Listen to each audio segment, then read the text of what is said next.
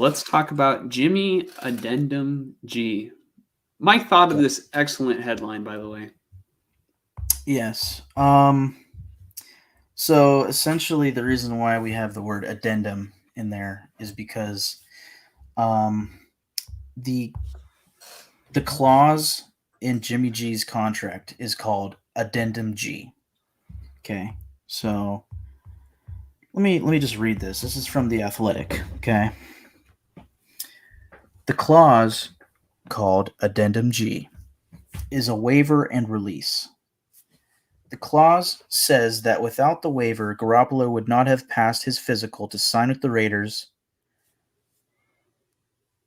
because of a pre-existing metal and middle. Oh, that's a really hard word. Oh boy, I Medial? no Cuneiform. I I'm gonna completely, I yeah. completely lost you. I'm gonna say wow. That's the toughest word I've ever seen. Uniform and a fracture of the base of the second metatarsal in the player's left foot. In the clause. Okay, that's what you're hinting at. Yeah, that was the Okay, surprise. very good. Oh God. That scared the shit out of you, dude. Yeah, I wasn't expecting it. All in my ears. In the clause, Garoppolo acknowledges the risk of further injury while playing football, including permanent disability, loss of motion, and other problems related to his left foot. And he reportedly waives all responsibility from the Raiders, NFL, and other related parties regarding his foot condition. Um, Garoppolo agrees that any dispute over whether an injury involves the conditions listed in the addendum's first paragraph will be resolved in the discretion of club's physician. The clause preserves Garoppolo's ability to seek a second opinion on the injury. Here's where it is most important. According to Pro Football Talk, the Raiders have the ability to terminate the agreement with no further obligation for any reason related to the waiver and release attached as Addendum G. The waiver reportedly becomes null and void at any point during the 2023 season if Garoppolo passes a physical, is active for at least one regular season game, and does not re-injure his left foot in the manner described in the addendum. So, I mean, that's a lot, but So the way I understand it is that the Raiders agreed to a contract with Jimmy Garoppolo back in March when free agency began, yeah, like the second and day of free agency. they were going to hold a press conference, to I guess open up Jimmy to the Las Vegas media and market it to the fans. And I guess news came out that Jimmy Garoppolo did not pass his physical, and it It turns was a out that rumor. It was a rumor at that time. well, yeah, it was a rumor at that time that he didn't pass a physical, and I remember at that time they postponed the press conference, and it was like a mirror image of what the San Francisco Giants were literally just going through with Carlos Correa, Right. and so people were just assuming that Jimmy did not pass his physical, Yeah. and I mean, which turns out to be true. Mm-hmm. He didn't pass it, and the reason why they postponed the press conference was because they had to rework the contract, and all that guaranteed money that he was going to get got pushed onto the base salary. Correct. And It then was going to so be an even split for this season between a salary bonus of 11.25 million and base salary 11.25. Instead, no what did I just call it? I just lost the word. Um, salary bonus. There's no initial salary bonus. It's all base salary if he passes a physical. mhm. So like Mike said, if Jimmy doesn't pass a physical by week 1, By week the one, yeah. Raiders can get their full refund on the Jimmy Garoppolo deal. And based on what you just read, can the Raiders just cut him at any point and get the refund back, or does it have to be? Do they have to give Jimmy the opportunity to at least try to go the offseason rehab and try to be able to pass a physical? It sounds to me like they can cut him at any point until he passes a physical or is active for one game. That's really tough. That's a That's huge wild. setback for the Raiders. I mean, And it's they're a a setback team for that them. really didn't. They're a Go team ahead. that really didn't need a setback. Yeah, it's a setback for the Raiders, but also, they're in the contract wording, they're looking out for themselves. This kind of reminds me in a way, not really, but in a way, of Derek Carr's contract that led to his release. Mm-hmm. Where they essentially don't owe him anything this season or next season, even though on the contract originally it was a 3-year deal. But by a specific date, they could cut him without owing him anything further. But this is more in line with obviously injury and passing a physical and whatnot. I've never heard of this. I've never seen this before, and it probably has happened to lesser players. I shouldn't say lesser, but lesser known players. And it just doesn't get out because I mean this took over almost 2 months to get out. So it's interesting timing that this came out. Well, no, I mean the timing is that teams and players are reporting to OTAs, and Oh yeah, now the true. media is there, and if the media is there and they're looking at all the players at practice, where the hell is Jimmy? Mm-hmm. They're going to ask about it, and then so Josh McDaniels can only hide for so long, so he just came. I think Josh McDaniels probably was the one that announced it at practice. I'm assuming. Or if it was just a reporter that got the inside scoop before that. Yeah, or they were, yeah, like you said, I think it had to do with the OTAs because I'm not trying to change the subject here, but actually, I'm not going to talk about that yet. We'll keep going on Jimmy G. Yeah, it does sound to me like they can cut him at any point. Until week 1, until he passes a physical. I don't exactly know how the re-injuring the foot would affect it. If he re-injures it while practicing for the Raiders, does that put them at fault and then they have to pay him? Or is it that, what I read says that he is acknowledging that if he re-injures the foot specifically, maybe it's specifically that second metatarsal, that's him and not them, and he acknowledges that, and then they can cut him. I don't know, but yeah, I'm not entirely sure because contracts can be tricky. Yeah. There's a lot of wording in there that can be interpreted in a number of different ways, and that's what agents and the front office that's what they have to go through, and they've already went through it. I don't want to say that if he re-injures it, that he's going to be on the team, he's going to be cut, because I really don't know. Right. It sounds like, from what you said, if he re-injures it, that exact same foot, like the Raiders are going to be off the hook for him. I just think that this is just it's terrible because I feel like Jimmy Garoppolo would have been a suitable bridge quarterback for the Raiders.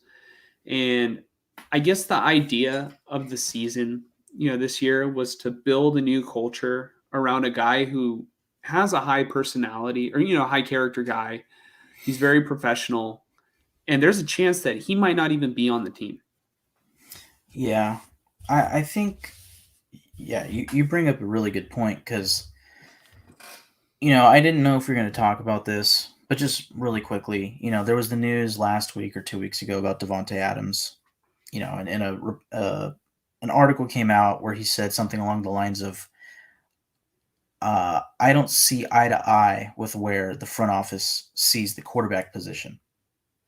And then, a week later, this news comes out. I don't think that coincides. I think it's more in line with the choice of going with Jimmy Garoppolo instead of Derek Carr. And then also potentially, if he's really in the know, which I think Davante Adams is, potentially being told, yeah, we're planning on drafting a guy soon, within the next 2 seasons. I can see why Davante Adams wouldn't want to have to deal with a rookie quarterback, because I think in a way he got out of Green Bay to avoid that, with Love. Yeah. But I think Davante Adams came to the Raiders to win, right? He wants to win with the Raiders, and he has since had a press conference where he cleared the air. There's nothing wrong. He's fine. He's not going anywhere. He's not getting traded, nothing like that. He wants to win with the Raiders. And so does guys like Josh Jacobs. They want to win. Okay, Josh Jacobs has said, if the Raiders, before the free agency started, if the Raiders went out there and went crazy, like adding to the team, big names, yada yada yada, he would take a little hometown discount to make the team better. But if they're not going to do that, if they're going to be rebuilding or something like that, you better pay me, is basically what he said. And I totally understand that. So you said that Davante Adams wants to win. When did he say that he was unhappy? I Did don't he think say he it did. on a podcast? Did he say it to a reporter? Well, the he doesn't see eye to eye. When did he say that? I'll have to look for it. It was on, I think, The Ringer. I could be wrong though. But it was Um, like on a show with somebody, or he did an interview with somebody he and told them that. interview. He did an interview, and he's a very well spoken, very forward person. And I think that when you write these things down on an article, and especially if you put it in the title or something like that for clicks, it comes off a very negative way. Whereas really he's just saying something very truthful, which is, hey, look, he probably delivered it to this lady, I think, like this. Like, look, I don't see eye to eye with their decision at quarterback, but I'm here to stay. I'm gonna win. I'm here to win. I want to win with this team, and I'm fully invested in this franchise. Like something along those lines. Let me see if I can find the article. Mm-hmm. Because if you're Davante Adams and you want to win with the Raiders, uh, it's one thing to say exactly what you just said, Mm, but if you're going on these podcasts and you're leaking, that you're not fully in line with what's going on, you're not helping. Even if you feel that way, I feel like the best thing to do if you really want to win, just keep it to yourself, because I don't think it's going to help. What does the public knowing how you feel, how does that help? It only hurts the team, in my opinion. right. Yeah. I think it's tough when you probably get asked to do an interview and then they ask you a specific question. It's like, okay, how do I answer this? Again, I think he's just a very forward and truthful person. Well, Um, I mean, respect to Devontae. I mean, he's telling the reporter how he actually feels. A lot of people will just lie, but mhm. some people might choose to, just say, I'd rather not answer that question. And I think we would probably be analyzing that anyway. If Mm, he didn't want to answer, it would probably make headlines too, just because it's Davante Adams. right. I mean, bear But in mind, he came to this team under the thought process that this is Derek Carr's team. That's my buddy mhm. from college. Yada. That's my best friend. Yada yada yada. And then things changed, and he viewed Derek Carr probably as like a top 12, 10 quarterback in the league. He probably doesn't view that for Jimmy Garoppolo, and also just he's not dumb. He probably knows the injury history behind Jimmy Garoppolo, and it's like my whole point to this Davante Adams thing is if Jimmy Garoppolo is cut or plays, let's say, 10 games this season, and the Raiders go win 6 games, you know, is Davante Adams happy? I doubt it. You know, I think that I don't even think he's going to be happy even if Jimmy Garoppolo plays, because I'm going to tell you right now, their skill sets don't match. Davante Adams is a more down the field threat, and Jimmy Garoppolo is a more under Kyle Shanahan, we saw dink and dunk. Maybe under Josh McDaniels, it'll be a little bit different. But when I see Jimmy Garoppolo, I see a quarterback who's afraid to push it down the field because he's going to turn the ball over. Yeah, I think Davante is an exceptional all-around wide receiver. I think he's insanely great, off the jump, like right at the start of the route. He's very good at creating immediate separation. I think that suits well for Garoppolo, but yes, I agree. When it comes to the downfield, it's going to be a lot different with Jimmy G, and that's probably going to irritate Davante Adams. So here's what Davante. Well, let me open it. I mean, this is just one quote. It says, "I'm going to have to buy into this and try to be as optimistic as possible.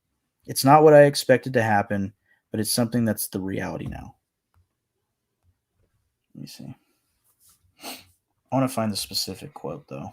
I mean, that sounds very negative, though. It's like, oh, I wasn't expecting this, And I just want to also say, I like Davante Adams. I think he's a hell of a player.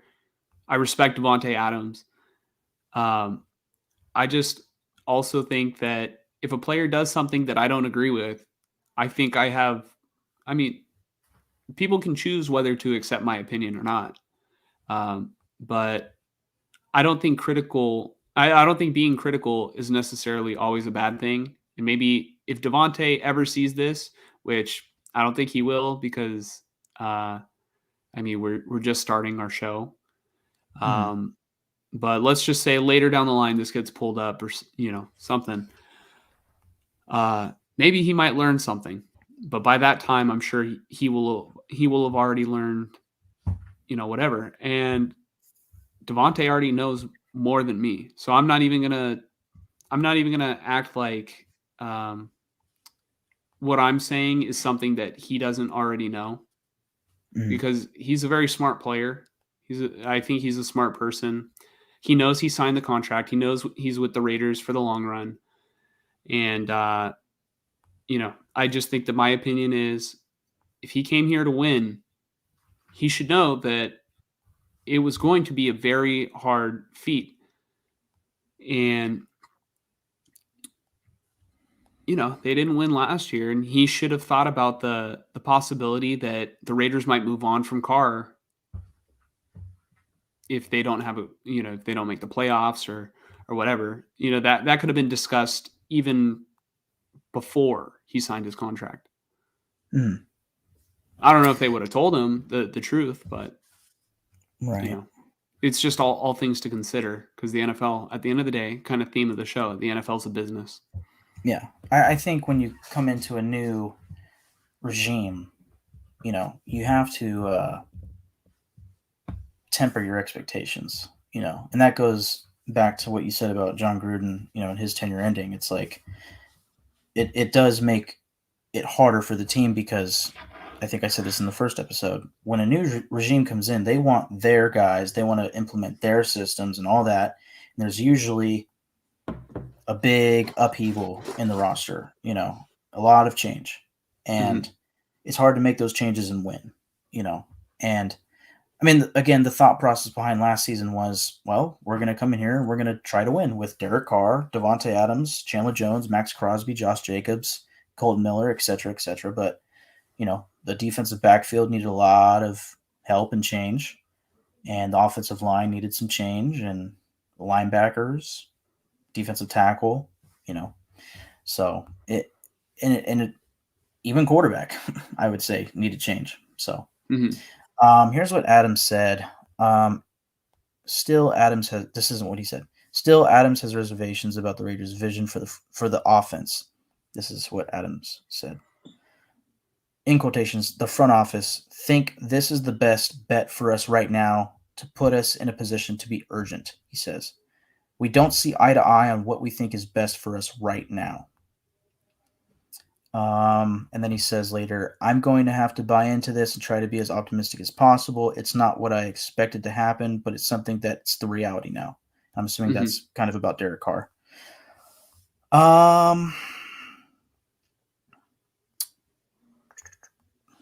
I have to keep going, like scrolling down.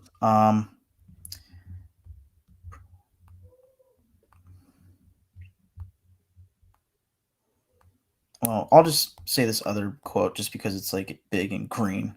My goal is to win a Super Bowl with this team. And that's why I didn't come here just to be cute with Derek Carr. It is to really try and have a shot and change this organization. That is something he said later in this article. How old is Um, Davante Adams? I believe he's 29, might be 30. Okay. So Davante Adams should have known that he's not getting any younger. This How is long this has is he the been in the end league? since 2014. This is the end years of his prime. Yeah. So, him making a massive difference on a team, that's happening right now. So I understand him, being urgent and all that. I also understand him wanting to go to his hometown team, but it's tough. I mean, when he came here, and you see Derek Carr and you see Max Crosby, you see these, and they signed Chandler Jones. It's like it looks like it's on the up and up, but you also have to consider the division that they're in. Another thing you have to consider, though, he didn't want to stay with the Packers. He didn't like how uncertain the Aaron Rodgers situation was, and it ends up he was right about it. A year later, Yeah. he's off to the Jets, and I Well, don't because every think offseason, Aaron Rodgers like, he's mulling I don't want retirement. to be in Green Bay. Yeah, And then I don't know. I just think Aaron Rodgers, he can't necessarily decide.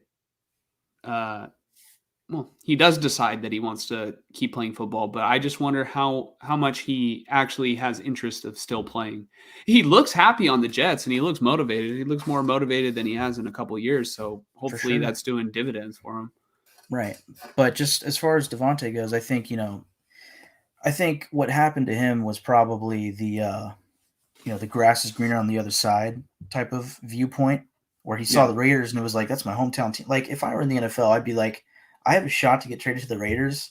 Yes, please. And then after a year, you're there and you're like, oh man, I miss winning. Like, it's, it makes sense, but and it's not like he said, I miss winning. It's just right now, it's clear that this team needs to build. It's sort of in a rebuild mode, and that's not Sort what he of. came here to. It, yeah, I mean they are. I'll say sort of because I think a full blown rebuild would be like what John Gruden did. You trade Mack, you trade Cooper, you start over. This regime has not started over yet. You can say that when they draft a quarterback, that's starting over, but they're keeping Max Crosby. I think they're going to try to keep Josh Jacobs. They're going to try to keep Davante Adams. Um, I they're definitely going to change the defense a lot, but I think the offense so far has stayed very much the same. I have some thoughts on Hunter Renfro for later, but I I don't think this is a major rebuild. I think that this is more of like a retooling right now. Um, More last year than this year. Like this year feels different, but it's like they signed Jimmy G. Just to get back to Jimmy G, they signed Jimmy G to try to go out there and be competitive. You know, and you're doing that on the hope that he can be healthy. So I mean, the fact that we have this issue with his foot post contract is disturbing. You know, um, but I think that they are trying to win. I think that if you're a team that's trying to rebuild, I think you would look more like the Buccaneers right now, or you would look more like the Panthers. You know, um, but again, I've said it in the last episode. I fully believe that if this team doesn't go out there and win games relatively early, they're going to draft a quarterback. They have to, in my opinion. I think that I don't know. They have needs on the defensive side too, but I think next the 2024 draft is when the window opens for them to pick a quarterback and for it to be the right time when it comes to, rookie contract and all of that, helping team with cap space and whatnot. But as far as Jimmy G, it's like if you do cut him, which granted, just to be clear, I don't expect them to. I really don't. Um, I mean, I can go out there and give you some conspiracy theories, including Tom Brady. You know, What, that the he's week going of to sec. suit up? I I mean, I could see it. I could I see him being the first player owner. I've heard that, or I think I read somewhere, other owners would be extremely opposed to this. that and also I don't think that's allowed. Now, Tom Brady isn't an official a minority owner yet. Um, we should probably save that, for the next topic because Tom Brady is the next topic, and I feel like we're not done with Jimmy G yet. Just I think that Jimmy G he doesn't sign this deal if he's not confident that his foot will heal. I don't know how second metatarsals work. I don't know how foot bone breaking injuries work, but pretty sure bones heal, if you get the right surgery done and all that. He got a cleanup post contract. It's not like he just waited the entire offseason and then signed and then got a surgery to repair the bone. Like it was just a cleanup. So he's expected to be ready for training camp. It might be a little into training camp, but I I don't think this is going to fall through. But I didn't realize until we read this that the Raiders can cut him at any point. If Tom Brady were to become available, I 100% would expect Jimmy Garoppolo to be cut. Yeah. 100%. And I just So would Brady be able to be a minority owner and a player at the same time? If he is, then I could see that. I just don't see Brady walking away from being a minority owner of an NFL team. Right. Yeah. I mean, unless he thinks that he can make hella money and then get another opportunity, or if Mark Davis is just gonna save it for him. Well, that's the thing is I think he's not buying this minority stake from Mark Davis. I think he's buying it from a particular other minority owner because the Raiders they have like north of 4 part owners. Al Davis, way back in the day, just so happened to make the right deals to get 51% or a little bit more, Is that all? Is that all they have? Is 51%? No, or he might have more, or now Mark Davis, but at some point, Al Davis was able to get that 51%, and that's how he became the majority owner. And then I think soon after that he became like the GM and all that, or maybe it was the other way around, but regardless. And that's where, it's led to now, But the minority owners, one of them is selling the stake to Tom Brady. I don't know if you can postpone it. Maybe Tom Brady could talk to the person or ownership group or whatever and say, hey, can we do this next year, please? I don't know. I'm going to search up right now if a player can be a part owner. Like I know Patrick Mahomes part owns the Kansas City Royals, but that's another league, Yeah. So that's different. I think professional athletes, I know for sure, can own another, can own another team in another sport. Because I think Steph Curry and Kevin Durant and a couple people were trying to buy the Panthers a couple years ago when they were available. Yeah. So if they were trying to do that, then it's definitely a thing. I just don't know if the NFL has rules against it or. Yeah. So right here it says that no NFL players cannot own a team because the league's constitution forbids owners from playing on the field. And I was listening to a podcast earlier where they were kind of talking about this, and they were saying, like imagine if Dan Snyder, if he still owned the Washington football team, just decided, because he has majority say, he's the owner. He could do whatever he wants. He can Yeah, he's like, fuck it, pound I'll the play hammer. quarterback. Fuck Yeah, you I'll guys. I'll play quarterback, and specifically, I'll play quarterback, and I'll pay myself this much money. That's where it's, you know, Mhm. it's, sketchy. So it makes sense. I don't I don't see Tom Brady coming out of retirement this time. I think he's really done. Um, actually, are we done with Jimmy G? I wanted to say that, uh, you know, uh, I guess I just wanted to add that Raider fans don't deserve this. It was the Niners' problem, and I think Jimmy should have gotten surgery after obviously his foot was broken, and maybe he did. Maybe this is just a follow up. Yeah, this is a follow up. This is a cleanup. Mm-hmm.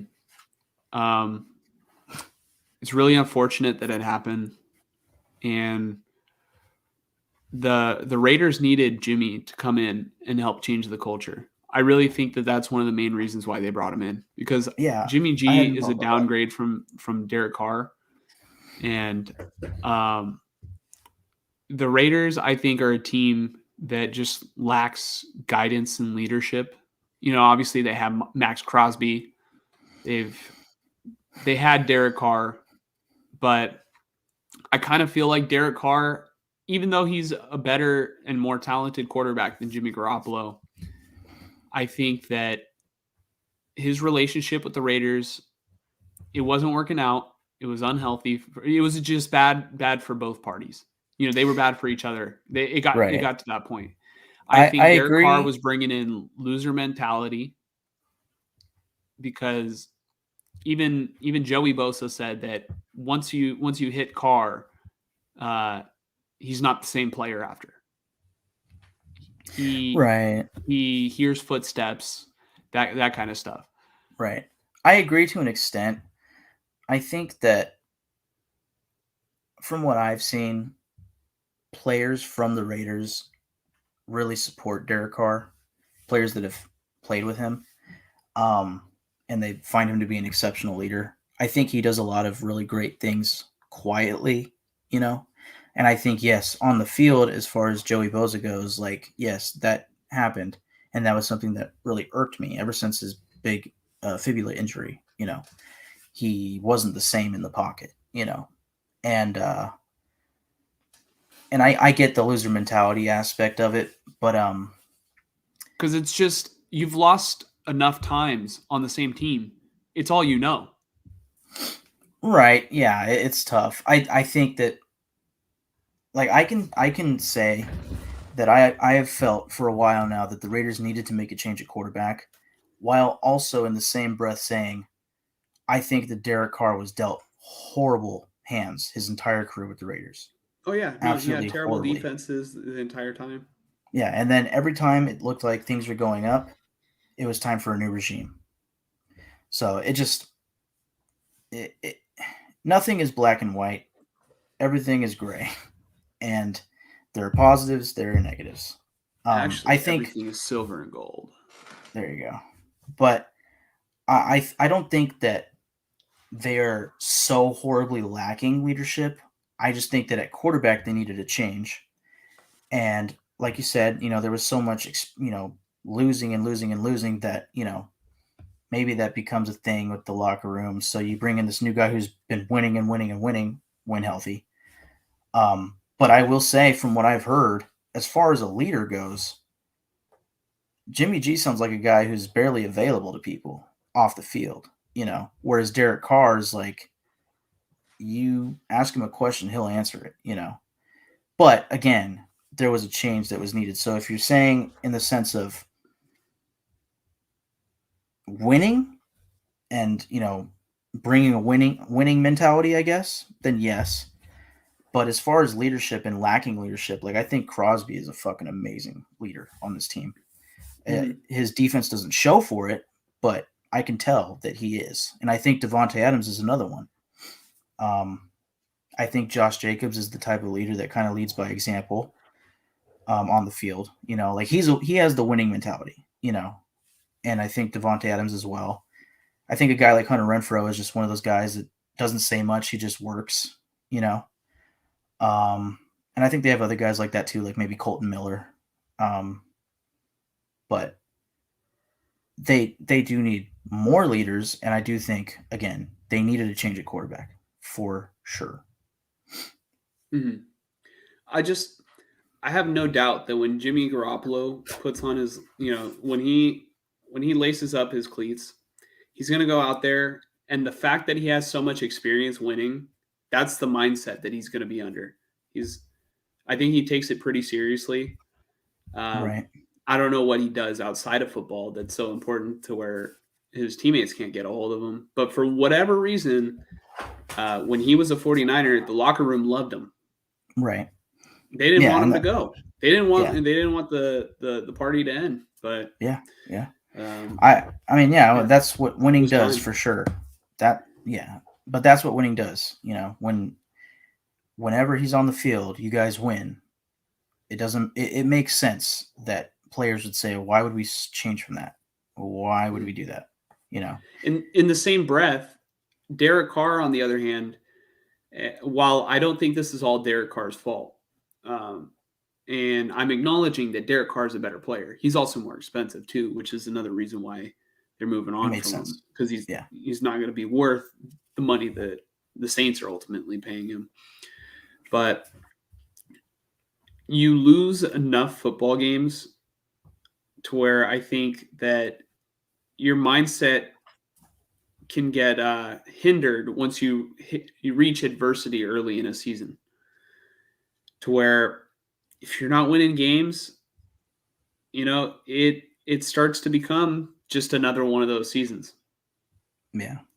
And I give a lot of respect to Carr and the Raiders in the 2021 season, because they had everything mounted against them. Yeah. Gruden, Ruggs. Yeah. Yeah.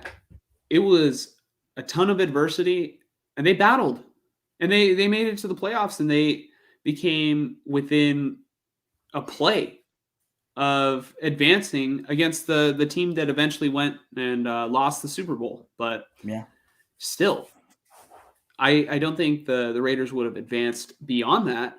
But it's just all the other seasons are surrounding that. It's just, you've been through so much with this organization, and the organization has not been able to give you enough firepower or, a good enough supporting cast. Yeah. And it just starts to become another one of those seasons. Look at Aaron Rodgers. I think Aaron Rodgers is a perfect example. They won a Super Bowl. And then after that, every season, if Aaron Rodgers was still on the Packers right now and they went to the playoffs, in my mind, I'm like, okay, what's going to be the next big way that the Packers fail Aaron Rodgers again? Yeah. 100%. Because that's just what it was every year. And Rodgers, it didn't even look like he was trying to do anything about it. He just had this look on his face where he's like, yeah, I can't believe this is happening. I don't want to be here. It seemed like Rodgers really didn't believe in the coaching staff. And I think that's something that I can't quite give a full answer on yet about Josh McDaniels.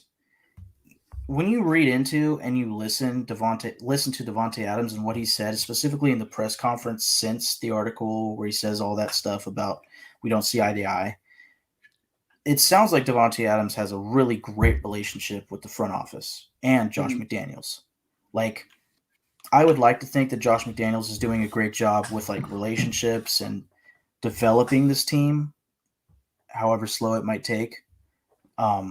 But if the players start losing faith in the coach, that's when it's all bad. The quarterback, that sucks, but you can replace a quarterback. Like, when you lose faith in the coach, just forget about it. It's done, But to summarize or finish up on Jimmy G here, I don't see this contract falling through, but if it did, the Raiders have some fucking work to do, I don't think that, you know, Brian Hoyer is not a starter in this league. I thought he was just going to be a coach on the sideline, a player coach on the sideline, holding a clipboard all game. He yeah, might be that guy that's the emergency guy, circling back to the start of this episode, the Josh that is Johnson. inactive. Yeah, exactly. Like barring injuries, he's not going to play. Yeah. Um, Funny yeah, story. When Brian Hoyer was on the Niners, he did very well at that open practice that the Niners had and that I went to. yeah. And I think I tweeted out, I was like, yeah, I don't know if I said it like this, but I was like, Brian Hoyer's going to be a Pro Bowler. Like I was like, mark your calendars. He's going to be a Pro Bowler. And I remember. and little did I know we would trade for a guy named Jimmy Garoppolo, who is now received a brand new middle name, Addendum